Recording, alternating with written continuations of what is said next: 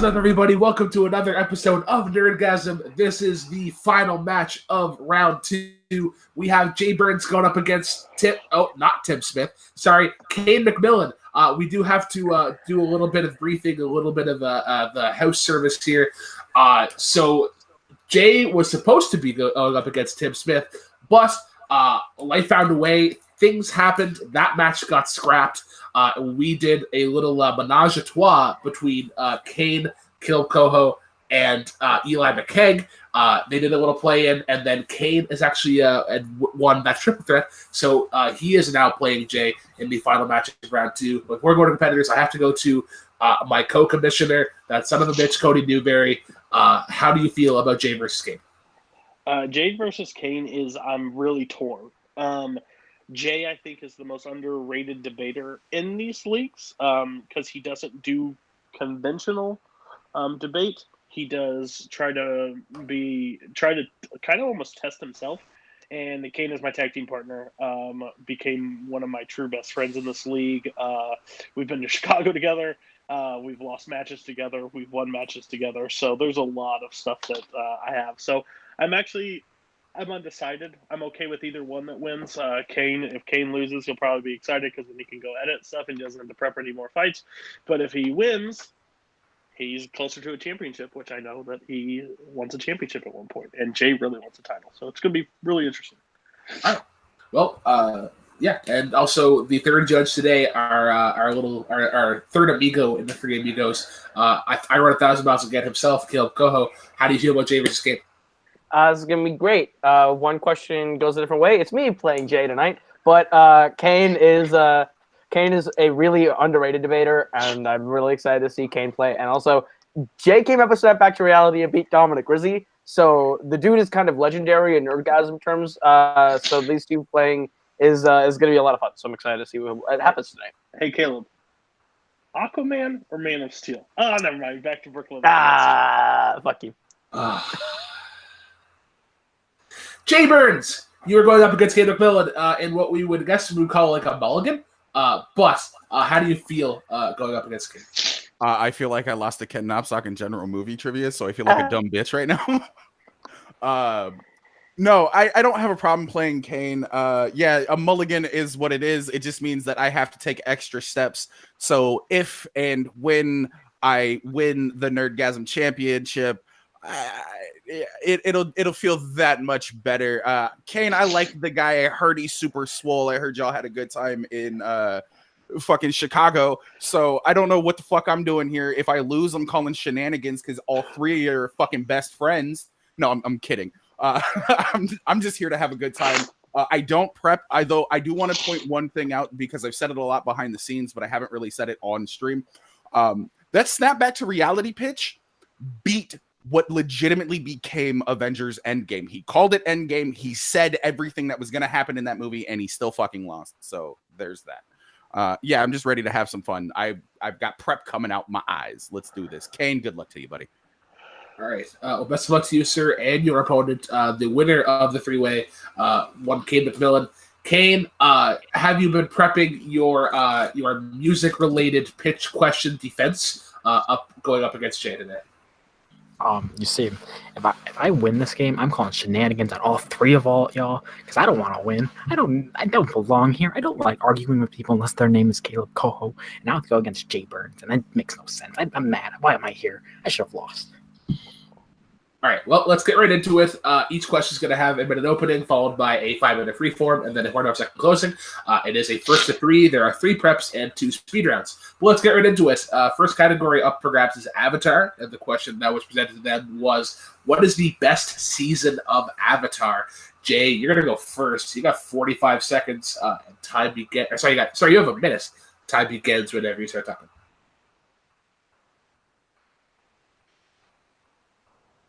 The best season of Avatar is Avatar: The Last Airbender, Book 3. It's called Fire.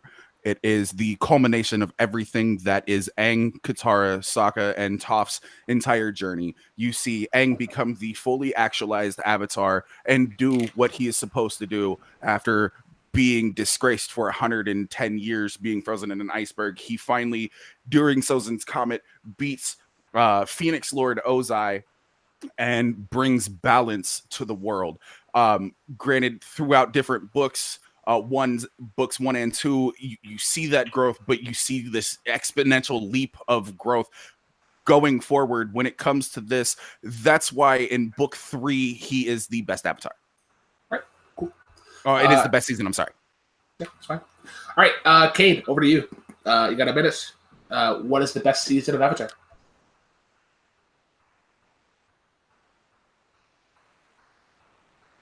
You muted. You are muted. You muted, dog. Aha, that thing. All right, so yeah, what I was going to say, actually I did say this, was that this is the parallel of what Jay said. This is season 1, book 1. So pretty much this entire season is where we get to meet new people. We get to build this world that we fall in love with. And pretty much everything that leads up into season 3, it starts in season 1. And it's kind of just like that first impression. And without season 1, there would be 2 or 3. If season 1 sucked, they would have got canceled and we would never seen season 3. It's so good to like meet the characters of Aang and Zuko and Katara and everyone. And it just, yeah, I just think it's great because it's the first time we get to see them. First impressions mean a lot to me, and I think that was just why. Yeah. All right, let's keep it short and sweet. All right, guys, we're going to 5-minute freeform. Just doing I'll be doing a 1-minute warning, so whenever I do say that, just continue on. Let's go. I get a 1-minute extension, right? No. I'm kidding. So this is gonna be difficult. So I have to rebut what you said about if season 1 sucked, it would have gotten canceled and we never would have seen anything else. Look at what happened to Korra. Korra had 4 seasons. Season 2 sucked. They didn't get canceled. They got moved over to Nickelodeon's online platform, and the seasons continued. So I gotta disagree with you on that one. Season 1 is good. It's just not great. Yeah, it takes too much time. It doesn't set up enough in order for it to get paid off. The main character of season 1 isn't even the Avatar. It's not Sokka. It's Katara. It's Katara's story for book 1. Even though it's Aang trying to learn waterbending. But what you have in season 3 is you have, spoiler, if you haven't seen it, you have Zuko coming over to the good side after fighting his inner turmoil all through season 2 and into the beginning of season 3 to teach Aang firebending, which is one thing that he needed in order to fight his dad. You have people switching sides in order to fight for the good, fight for the correct side, for the right side, for the path that is what is necessary. Okay, but if that happens in season 2, then why didn't you say season 2 was the best season? I mean, season 3, essentially, you haven't said like why season 3 is great. You said why season 2 is great, which I don't understand. No, I didn't. You just said like it all happens in season 2. No. I said it starts in. I said Zuko's transformation starts in season 2, and it finalizes in season 3. Okay. So, like, let's get that straight. But it is the culmination of all of these storylines in season 3, which makes it the best. It's the only show that I've seen that has a final season that actually pays everything off. Game of Thrones. I'm sorry, that's funny. Minus points. Minus points. Fuck you. It actually pays it off. You see Aang become a fully fledged Avatar. You see Katara become a waterbending master. I have a question. So why is it that like in the season finale, Aang didn't like the way he reached his like full Avatar state, as you say, like it involved him getting like pushed on a rock and like activating some scar and some shit. That sounds real stupid. I'm just saying, like, if he's full Avatar, he should be able to be like Captain Marvel, just turn it on like that, and then just go completely crazy. That happened in season 2. Son of a bitch. Yeah, nice try though. That happened in season 2. When he meets the lion turtles on Ember Island, and the lion turtle teaches him how to energy bend. It is by far probably the most perfect scene because it's the essence of what an airbender is. An airbender, Bagua, which is the style of martial arts that airbending is based on, is 100% defense. So instead of going on the attack, he relies on his airbending instincts and uses defense and completely neutralizes his target or his enemy without ever actually doing any harm to him by taking his powers away from him. And that's really what you want. I don't think Cain might not want to talk, but he needs to talk a little bit. So let Cain have the floor. So, like, Jay, you're saying that defense is essentially something that is better than offense, right? I didn't say that. If you want to assume that. No, I just wanted to clarify what you said. No. I said that's what he uses. In essence, he uses the best portion of his main power set. And which is defense. Yeah. Okay. I didn't say it was best. I'm just saying that he uses what is best for him. And defense is something that is very good in the long run, right? I mean, the best offense is a good defense, essentially. The best fight is when you don't have to fight. So like this fight right now. Okay. Right. But yeah, I still 1 minute left. Cool. Yeah. So world building is very great. Without this world that we all fell in love with and that M. Night destroyed. Yeah.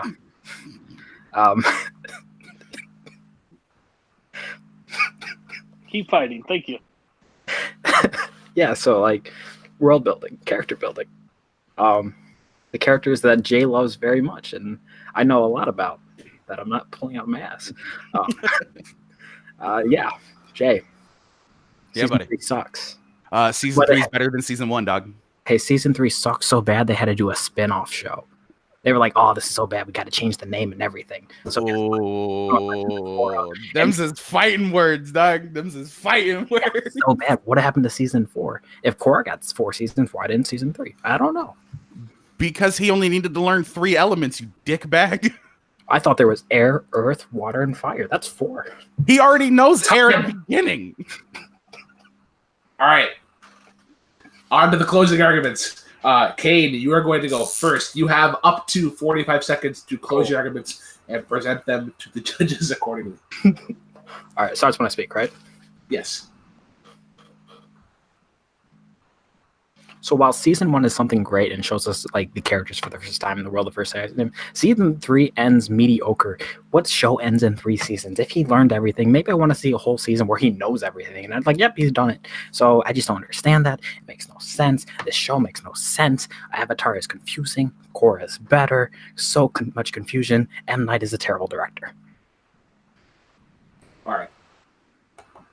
Jay Burnz, you have up to 45 seconds to close your arguments. The floor is yours whenever you begin talking.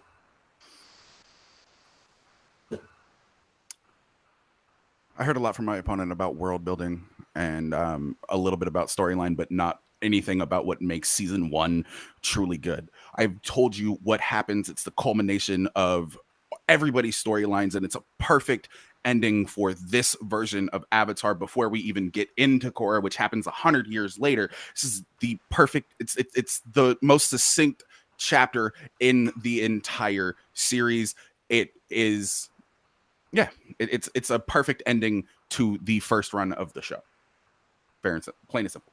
All right, cool. Well, that was an argument.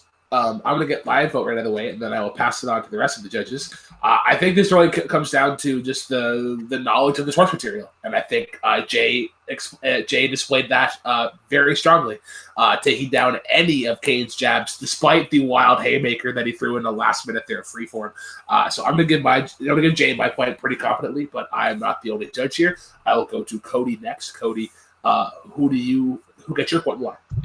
As much as I want to give Cain the vote and just piss Jay off royally, yeah, it is what it is. That haymaker was really strong, but again, he kind of admitted defeat. Jay took the entire talk, but I've always said in debate, there's one. Everybody knows at least one round that they think they're going to lose, and I think Cain for sure knew this was the one he was going to lose, so he didn't want to waste enough time. But Jay did a really good job. I think Cain.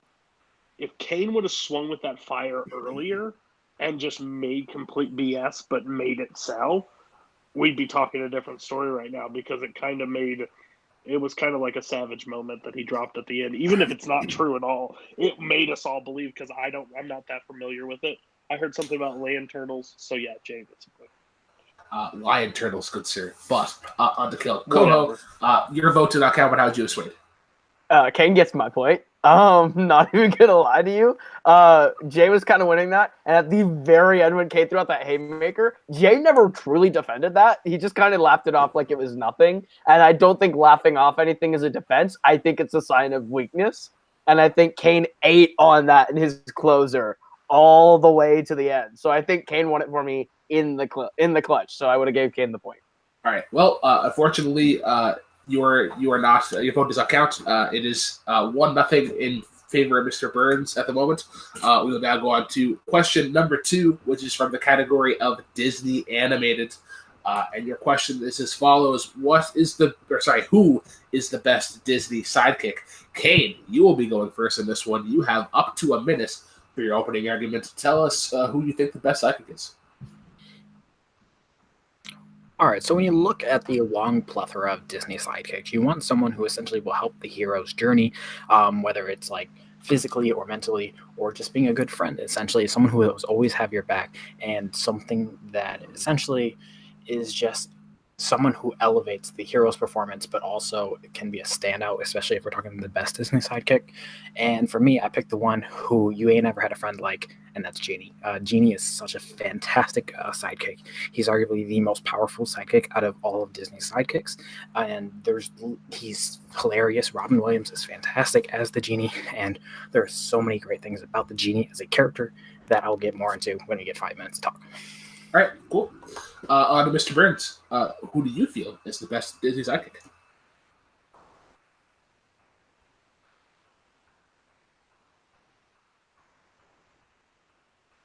Kane brought it up. The best sidekick is somebody that you want by your side, who's down no matter what, who will always be there to back you up, who won't abandon you to fuck off to wherever they're going.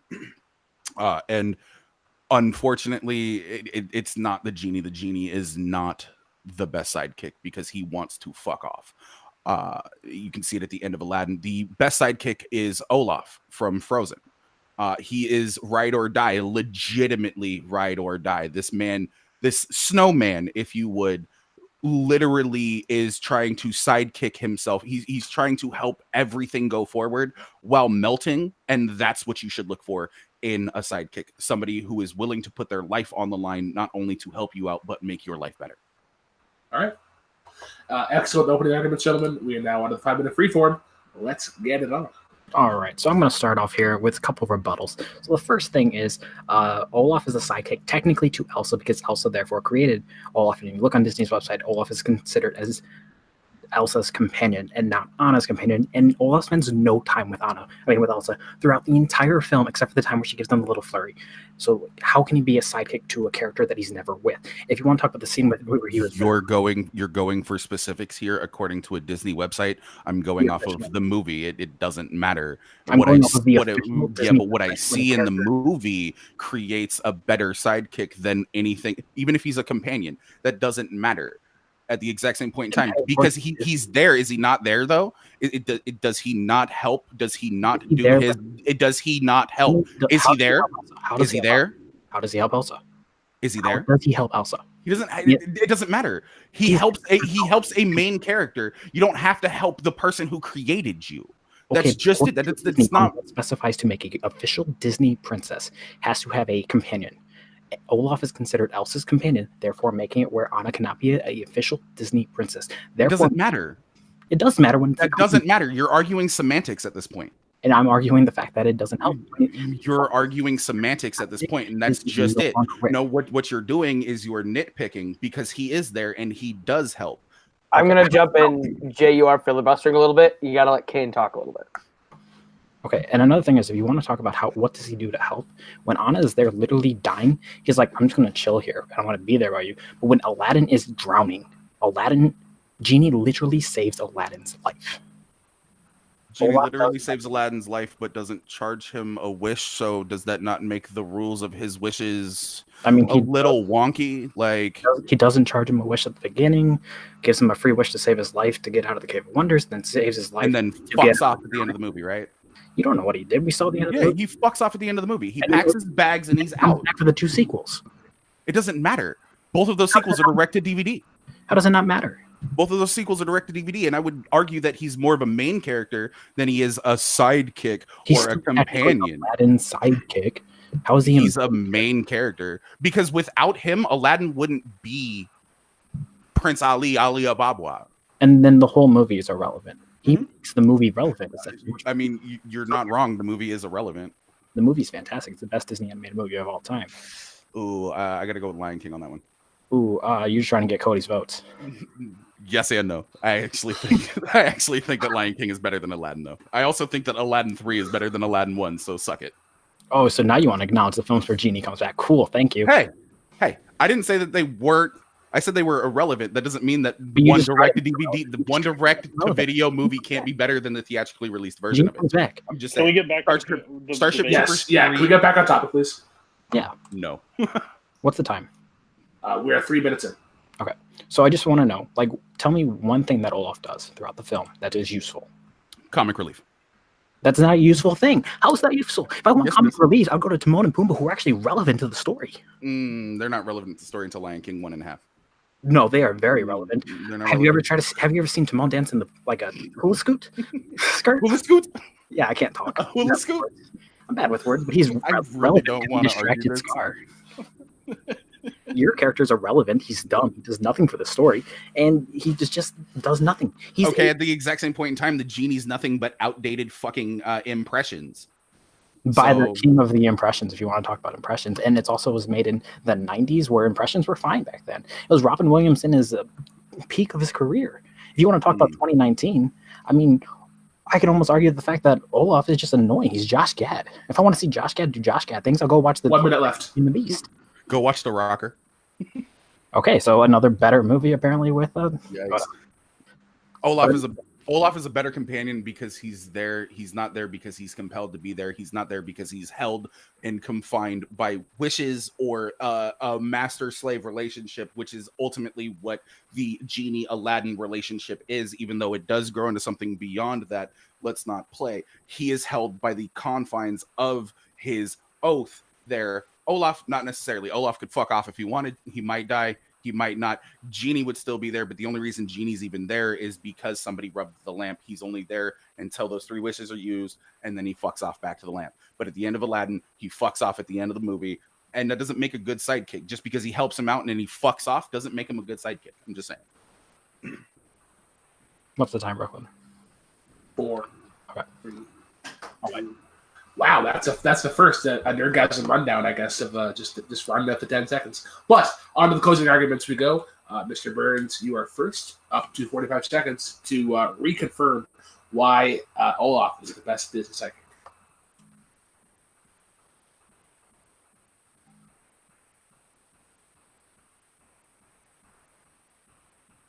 Olaf puts his own self in harm's way to help the main characters. He's there to bring a little light and levity. He doesn't just dick around because he's held to the confines of an oath. If it was Jafar who rubbed the lamp, as we saw, it wouldn't matter. So Genie is basically just a mercenary sidekick. He'll be the sidekick for whoever, whereas Olaf is literally just down to help these two out. I don't know what you want me to say. You want me to say that outdated, funny impersonations are what makes a good sidekick? That's not necessarily true. But, I mean, at least Olaf is there through the end, regardless. At the end of Aladdin, Genie fucks off. I've said it before. I'll say it again. All right. On to Kate. Please reconfirm to the judges why you feel Genie is the best business sidekick.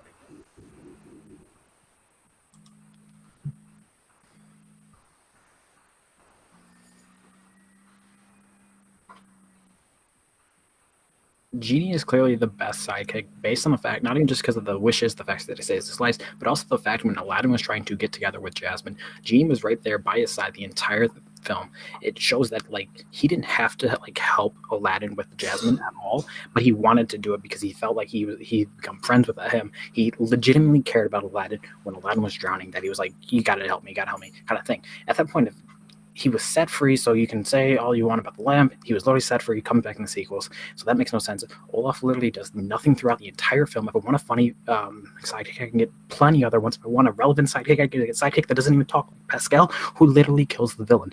Your sidekick is so irrelevant, does nothing for the film, and actually I think makes the film worse. All right. We're going to go on to the judges here. Kaleb, your vote did not count last time. We're going to go first. Who gets what more? I'll be honest, I think Cain brutally knocked out Jay in this round. I think Jay kind of held on to one thing about, he doesn't have to be there, and kept throwing the impressions gag. And I think Jay shot himself in the foot by saying that the sequels are irrelevant and then using the sequels later as a point to try and fight back. So he kind of wrapped himself up in his own argument, whereas Cain just kept hammering all the different points. So Cain gets my point.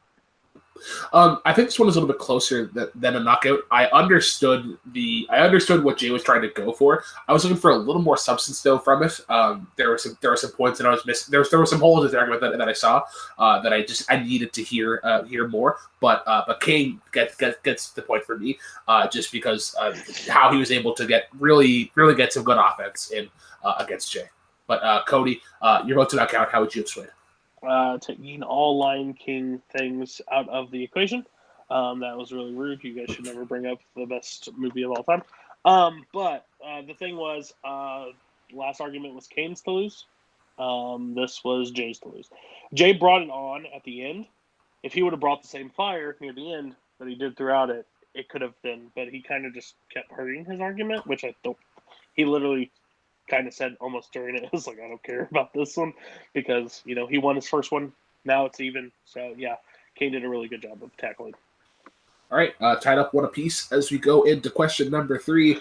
My favorite category ever, not at all, not even fucking close. It is one Star Wars. And the question that we have, the question that we gave the competitors is, who is the best user of a lightsaber? And Jay, you are going to be going first on this one. You have up to a minute to convince us of your choice.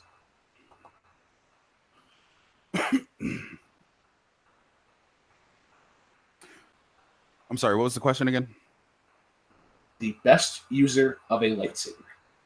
Best user of a lightsaber. Okay. The best user of a lightsaber is Anakin Skywalker. He used Form 5, also known as Gem Show or Shien, the Way of the Krayt Dragon, or the Perseverance form. Form 5 is based on power attacks and defense, followed by quick counter attacks. Form 5 was created by practitioners of Form 3 who didn't see the benefit of prolonged saber duels. To use Form 5, you needed a high level of physical strength. It uses aggression to quickly and ruthlessly end duels, and is the only multi-named form to help combat and defend against both blaster fire and saber fights. Anakin Skywalker has had the most duels, has lost more lightsabers than anybody else, but has lost less duels than most Jedi and Sith combined. Anakin Skywalker is the best user of a lightsaber in the world. All right. Interesting opening argument. We now go over to Cain. You'll have 2 minutes to tell us why your choice is the best user of a lightsaber. So I'm not going to argue semantics because apparently that was frowned upon in the last question. So I'm going to throw everything out that he just said because I have no clue what he said. It was a bunch of mumbo jumbo, class 5, class this. Well, I'm going to talk about the movies. In the movies, Obi-Wan Kenobi is arguably one of the most iconic lightsabers. He's been in, when he's in these big fights, he usually wins. We've seen him from the very first film to the episode 6, I believe. Episode 3, my bad. 6th film in the series, and pretty much I don't understand the whole semantics things, but I'll get that back in 5 minutes. Obi-Wan is someone who, throughout the films, have showed why he's one of the most dominant lightsaber users in the entire galaxy, and that is just my opinion. All right, gentlemen, we move on to the 5 minutes of freeform. Let's get it on.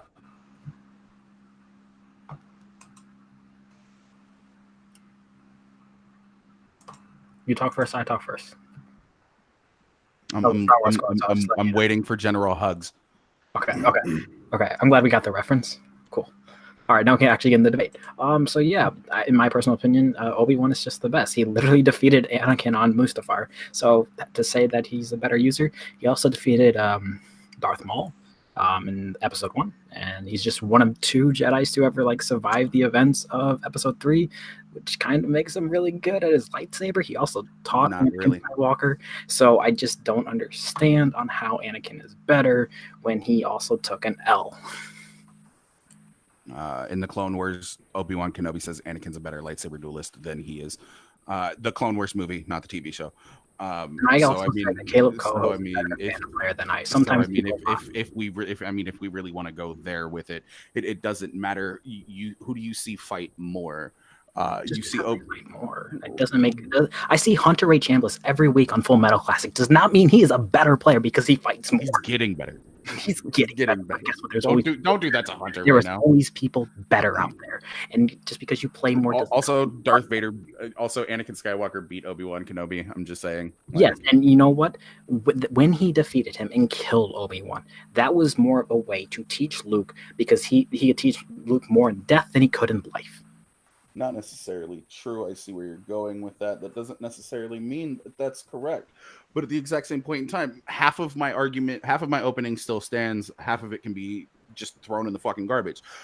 Anakin Skywalker. Okay, so you want to talk about Obi-Wan Kenobi killed a Sith. So did fucking Anakin Skywalker. Anakin Skywalker took on Count Dooku and fucking. Who's better, Darth Maul with the little with the double lightsabers, or Count Dooku, who's played by a really old guy?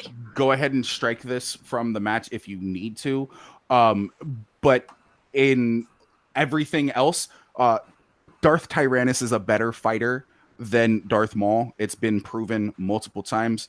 Go ahead and take it out. It's all pure hearsay at this point in time, but Darth Maul has been beaten multiple times by not only Asajj Ventress, but also Darth Tyrannus. So let's not go there. Darth Tyrannus was trained by Darth Sidious. Darth Sidious also ended up training Anakin Skywalker. Darth Sidious doesn't train no bitches. Anakin Skywalker, Obi-Wan Kenobi, who also said that Anakin Skywalker was a better lightsaber duelist than him, and possibly the best lightsaber duelist and fighter pilot in the galaxy. Why did he lose? You asked the question, I gave you. It was him in his prime. It was him in his prime, and he lost. It makes no sense. At least when Obi-Wan lost. Are you going to tell me that? Are you going to tell me that nobody takes an L at least at one point in their life? Have you ever seen primetime Paul Oyama lose in a standard movie fight? Because I sure haven't. What's that got to do with this? I'm just saying, like, when you're the best. I've seen the first person pulled up from the fan leagues take a couple of L's. So like, but we never said you're the best, right?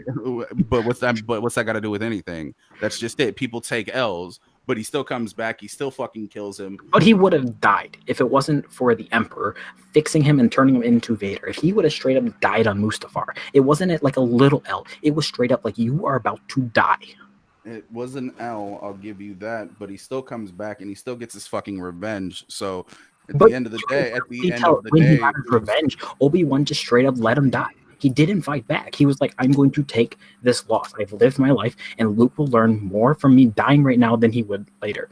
I don't understand. That's not necessarily true. You're literally just throwing subjectivity into it. You don't know if that's true or not.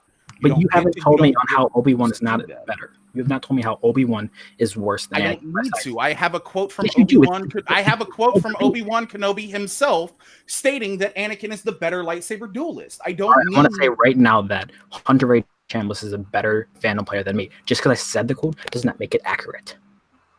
All right, fair enough. Fine. You're right. Fuck it. Anakin Skywalker is a better lightsaber duelist than Obi-Wan Kenobi because he finishes his fucking fights. Obi-Wan Kenobi would much rather run away from his fights and act like a little bitch and hide on a planet for 40 fucking years. But isn't that the whole Jedi thing, to like be defensive, and if you need to run, you can run? No. I mean, you just said in your first question how like defense is not bad. I didn't say it wasn't bad, but at the exact same point in time, this is a completely different question. So don't try to bring the logic from a different question. But you can change your arguments from mid-question. If you believe something in question 1, you believe in question 3. That's not necessarily true. Arguments can change. You can grow as a person, even if it's only been 20 minutes.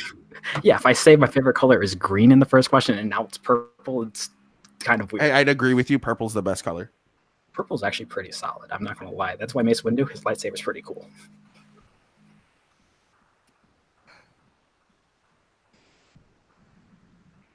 So, Just gonna stand here in silence. Yep. Cool. There's 30 fucking seconds left on the table, guys. Jay, how you doing today? Please try to fight. No, I got fucking cut off at the legs because of a misunderstanding. I really don't have any fucking argument against this, so I might as well just not say anything. Like, I don't understand that fucking point. So, you've literally got a quote from me, and you've got fucking video evidence, so... All right, we're going to go into the closing arguments. Cain is going to go first on this one. You have up to 45 seconds to close on to why Obi-Wan Kenobi is the best user of the lightsaber. Personally, I think Obi-Wan is arguably the best user of a lightsaber, strictly based on the fact that you have to be the best if you want to train people to be the best. Anakin Skywalker is a great lightsaber. I'm not going to argue with the fact that he's not. But another very good user of a lightsaber is Luke Skywalker, and Obi-Wan has trained both of them. So with that being said, I personally think that Obi-Wan is a very good user of the lightsaber to be able to train arguably the two most powerful users in the entire galaxy throughout the entire saga of Star Wars, in my opinion. So if he's the trainer of both of them, I mean, he has to be pretty good, doesn't he? All right. Ending a little bit early there.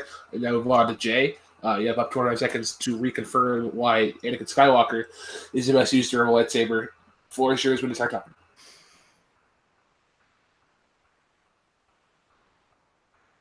Obi-Wan Kenobi lost to Luke Skywalker. Or I'm sorry, Obi-Wan Kenobi lost to Anakin Skywalker. Luke Skywalker lost to Anakin Skywalker. Luke Skywalker, even though it's a bitch move, attacked a Jedi temple full of trained Padawans and still ended up being able to slaughter every single one of the younglings. So if you really want to talk about lightsaber prowess, you've got to talk about somebody who can go up against multiple opponents wielding lightsabers and still being able to defeat them. Anakin Skywalker did that. Obi-Wan Kenobi never did that. Anakin Skywalker has beaten by far probably one of the better Sith duelists in lightsaber duels in the movies. He beats Asajj Ventress in the Clone Wars, and he beats fucking Count Dooku in the Clone Wars as well. Yeah, he took one L, but he still comes out on top. All right. Good closing arguments, both of you gentlemen. Going to move on to the judges. Cody, will let you go first since you went to the count last time. Who did you vote go to and why? I think Jay had a closer argument than what he thought, but that's just me. I didn't automatically count it just because there's evidence of it. I think if he would have used actually the Padawan argument a lot sooner, I think that's actually a really good point that so many people had. It's not shown, but how many people have sabers in that room, or how he was able to counterbalance, pretty much murdering so many people, decided that Vader chose him out of everybody. There's a lot of things that you could probably choose. Not Vader, Sidious chose him. But I think Cain gets the point just because kind of a little bit of a give up. But again, it is what it is. He kind of was defeated, and I understand there's a mix-up on questions. You can't fault him. But I hope the next round maybe changes. So, yeah. All right. Well, so Cain does get your point. Move on to Kaleb. Who gets your point and why? I agree with Cody. Cain gets my point. I think Cain made a lot of good points about how Obi-Wan has beaten Anakin, and then when Anakin came back, Jay was like, "Oh well, Anakin's beaten Obi-Wan," but Cain had a good defense for that by saying Obi-Wan let Anakin beat him to teach Luke a lesson. So yeah, I think Cain rebutted Jay's arguments pretty well. So I give my point to Cain. All right, so my vote did not count. I would have also given it to Cain. I think by the time Jay sort of got a grounding on what his argument had to change into, it was just a little bit too late. So unfortunately, he does not get the point. So Cain does have the advantage 2-1 going into speed round, but anything can change. So the category that was drafted was DC live action non-Arrowverse. Your first speed round question is as follows, and once again, if I hear you first, you're going to be going first. What Lantern Corps other than green should get its own series? Red. It's a good answer.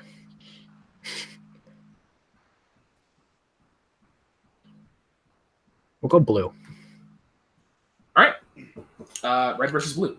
A show that doesn't exist anymore. I don't think it exists anymore. But yeah, Jay, yeah, since you're new first, you're going to go first. You have 40 seconds. Time begins whenever you start talking. See, the thing about Red Lanterns are that, yes, it is anger, it is rage that fuels them, but they are ultimately characters that you can sympathize with, and that's what you look for in a villain. You want somebody that you can sympathize with. I'm speaking most assuredly of Dexter, the cat who was who watched his owner get killed and then was put in a sack and tossed in a river. If you introduce the Red Lanterns into anything, you have to start with this origin. And when you start with that origin, you will automatically feel sympathetic and you will understand the reason why this is a TV show. All right. You may not have understood the question, but that's what you get. Was it a movie or a TV show? TV show. TV show. Yeah, Red Lanterns. All right. So now we're on to Cain. 40 seconds for you. Time begins whenever you start.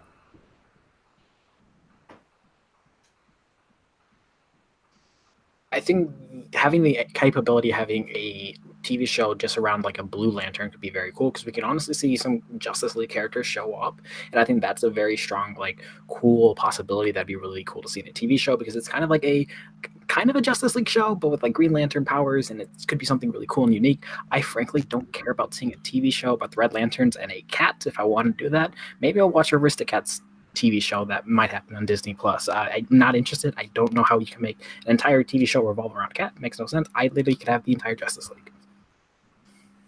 All right, ending early. Jay, you have a 30-second rebuttal. Time begins whenever you sit down.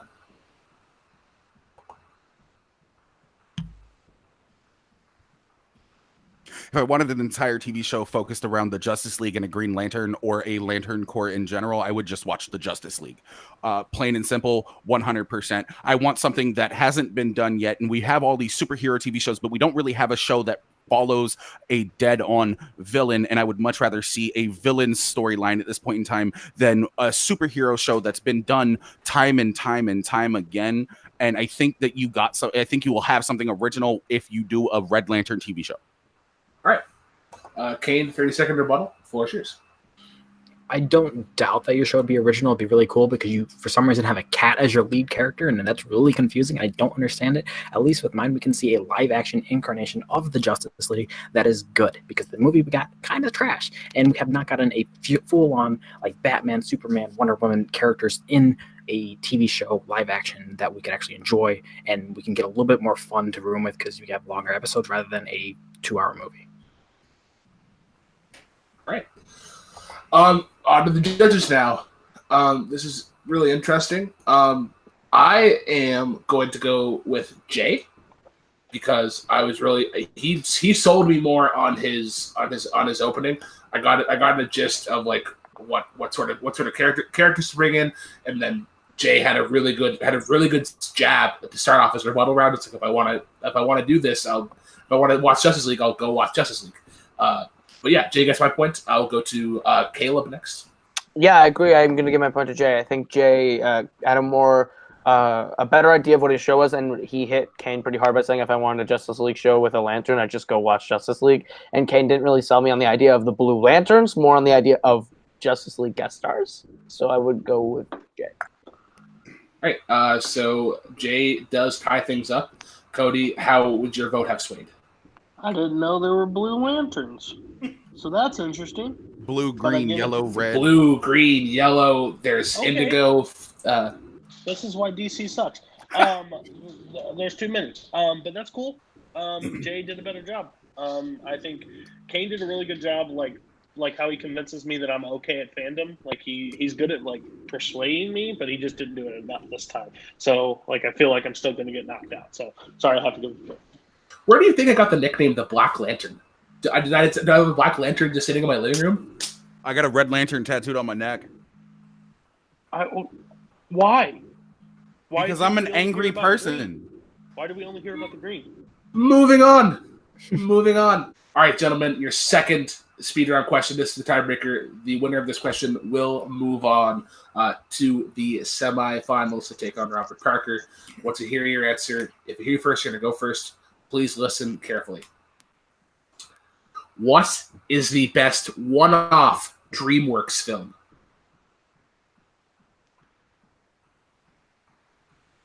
Oh, fuck. I rode 1,000 miles again. That's a meme.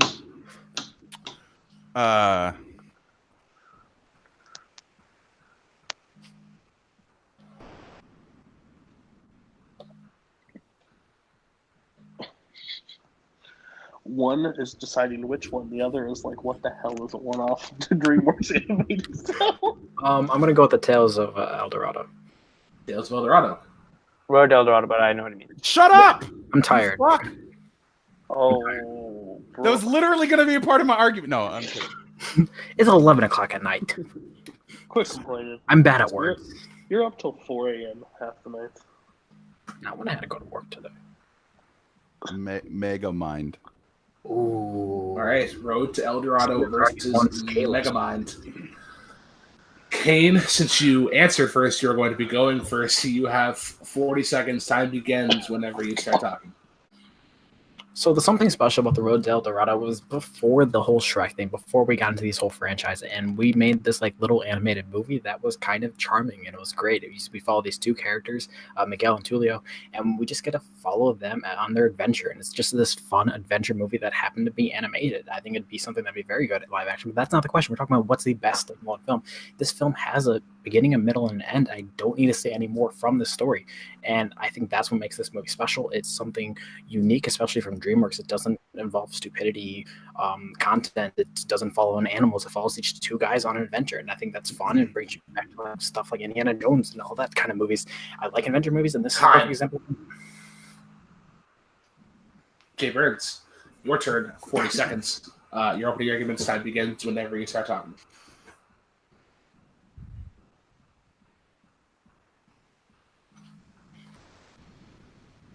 Megamind is the quintessential Star Wars.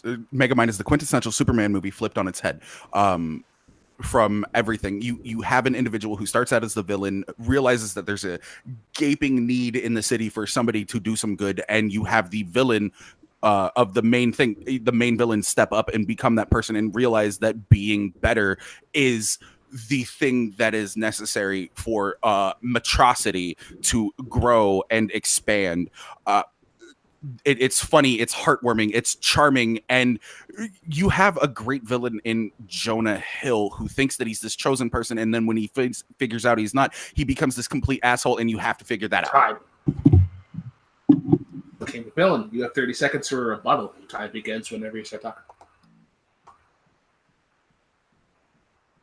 I think the biggest problem with Megamind is if I want a better film that follows the villain's arc turning good, I'd watch something like the Despicable Me franchise. If I want a better animated movie that follows superheroes, I'd rather watch Incredibles. Megamind is not one of those films that I want to watch. I've seen it once, it was okay, and that was about it. Frankly, to me, Road to El Dorado is one of those films, like I said, it has a beginning, a middle, end, and it just ends very well. And I don't need another Road to El Dorado. People might want another Megamind film because we're in this crazy superhero world, so it might not be a standalone because All right. Jay, on to you, 30 seconds. This is the last of the match.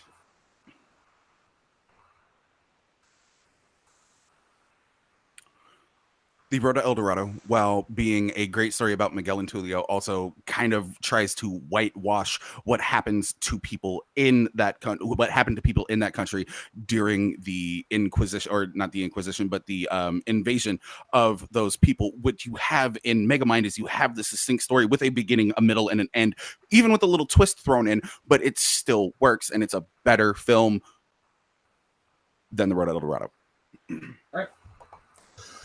All right, on to the judges. I will be going to Cody because your vote did not count last time. Who does your vote go to and why?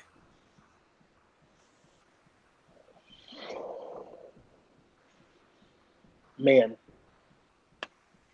Regardless how this goes, I know who the loser of this match, regardless who it is going to play in the first match of After Tournament. But by the slightest edge for me, I have to go with Cain, because Cain's rebuttal against Megamind about superhero and villain was super strong, and I didn't see it combat it. I think Jay did a great job of trying to counteract it, but it just didn't hit. So for me, I will have to go with Cain. I'm gonna go next.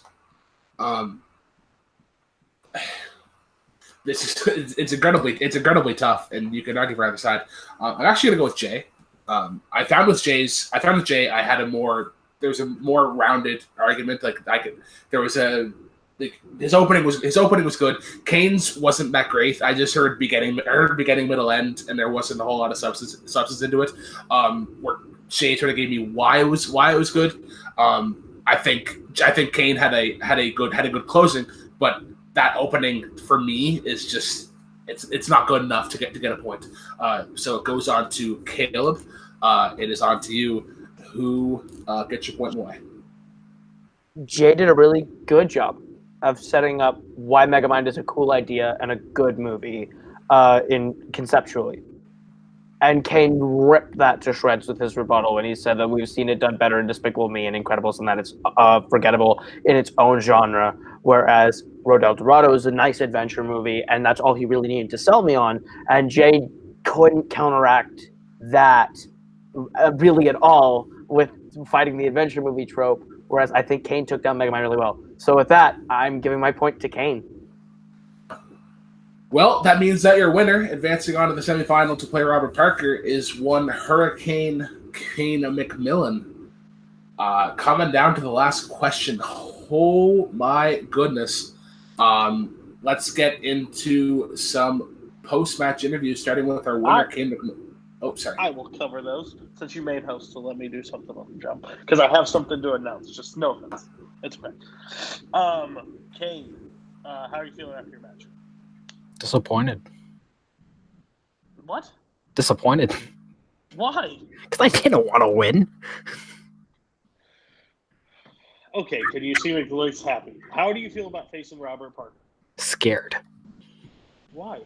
Because he's a beast. Okay, fair enough. Robert is one of the most knowledgeable people, so if I ever try to pull bullshit out of my ass, which is 95% of the time what I'm doing, he's going to call me out at it, like Jay did multiple times today. Fair. So do you think you have any percentage chance of beating Robert in this next match? If I get some good round categories, I think I have a shot. I think there are things I know just as well as Robert. There's things that I know better than Robert, but there are things that Robert can crush me in. So it all depends on what categories I get. That's very fair.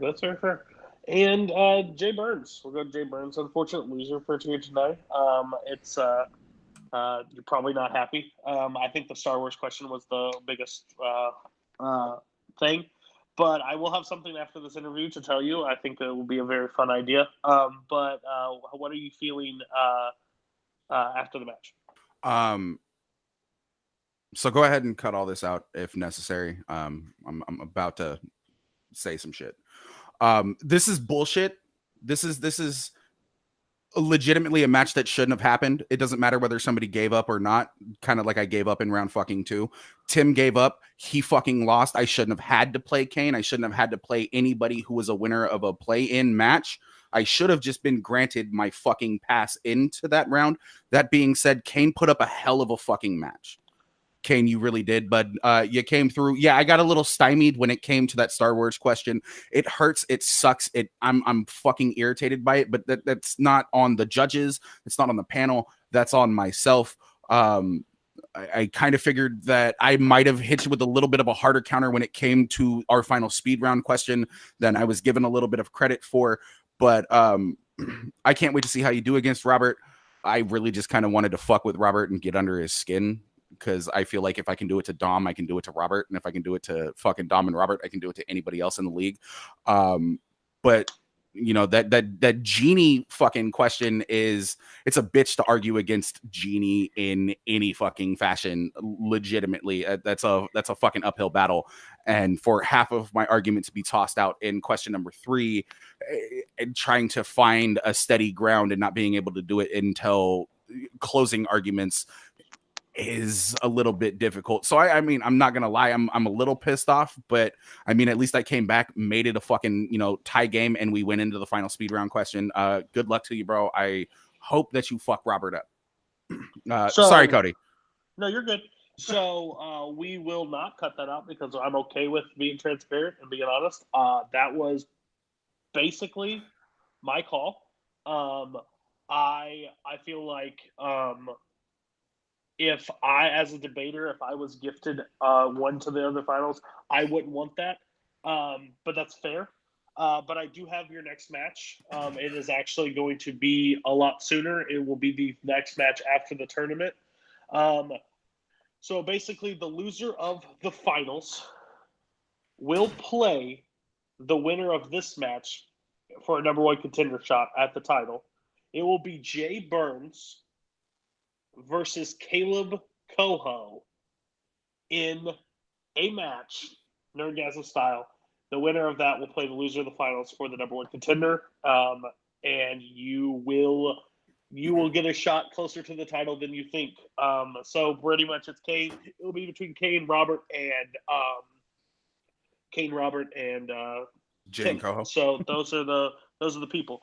So how do you feel about possibly facing? Well, not possibly, but it will be set up. If we can make it work to be released on the same day as the championship, we will try to do an undercard overcard. But how do you feel about taking on Kaleb for a number one contender? To be in a number one contenders match against one of those.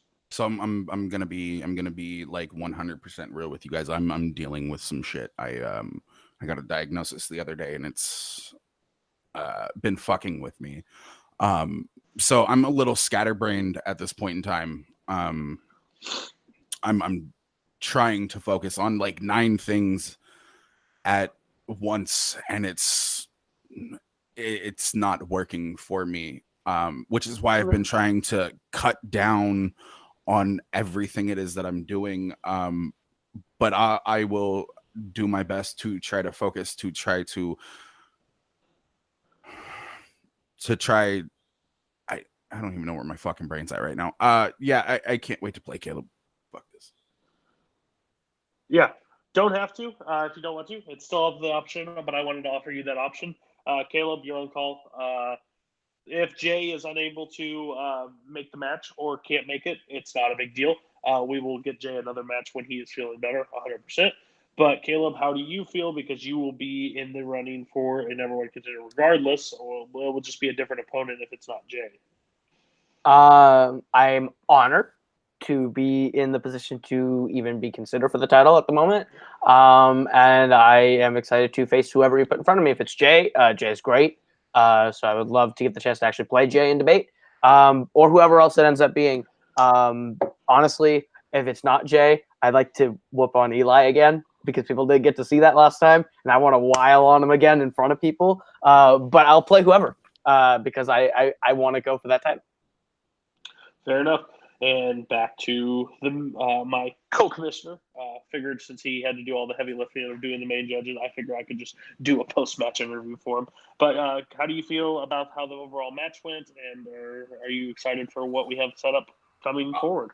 Yeah, I'm very excited for this coming forward. I didn't see it going this way on paper, but you know that's what happens. I've been in Jay's boots in that third question that happened to me in the championship match with Cody, which we dropped in probably before this. Yeah, it happened to me the same thing, and it pretty well cost me a championship match. So. You know, it happens, but you know it's good to see that Jay sort of carried on, and it's the sportsmanship that I like to see, and it's the respect that I like to see between both competitors, and I think we got the best of that today. But that is going to wrap things up today. We are not going to do plugs because we don't want to keep the video an extra 5 minutes longer. So if you want to see where the rest of these guys are, go down to the doobly-doo below. So for our winner Cain, for Cody, for Jay, for Kaleb Koho, I am the Black Under Brooklyn Vail. Cheers, guys, and as always, please, for God's sakes, drive safely. Drive on safe.